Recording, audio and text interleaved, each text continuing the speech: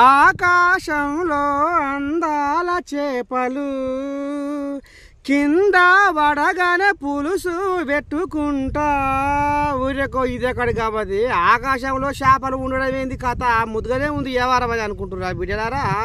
నాకు ఎరికే మీకు అనుమానం ఉంటుందని, కానీ అసలు కథ ఏందో ఇప్పి చెప్తా ఇరుర్రి.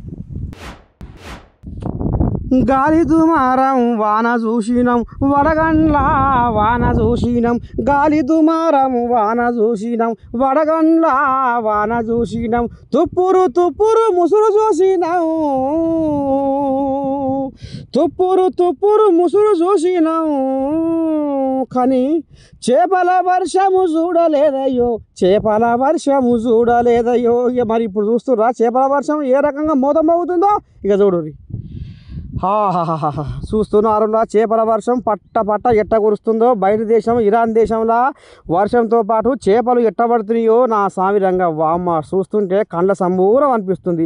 ఇక మరి వర్షంలో చేపలు పడుడేంది గమ్మది కాకపోతే అని కొంతమంది అనుమానం బట్టి ఆశీరపోతున్నారు అట. అయితే సముద్రాలలో నదులలో అప్పుడప్పుడు సుడిగాలులు వచ్చినప్పుడు ఈ రకంగా చేపలు పైకి పోయి కొంత దూరం ప్రయాణించి ఈ రకంగా భూమి మీద పడతాయి అడనులా.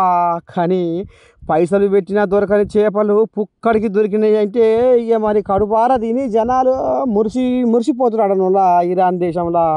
మరి మన దేశంలో ఎప్పుడు పడతాయో మన రాష్ట్రంలో ఎప్పుడు పడతాయో అని ఎదురు చూస్తూ ఉన్నారట ఈ ముచ్చట ఎరుకైన జనాలు.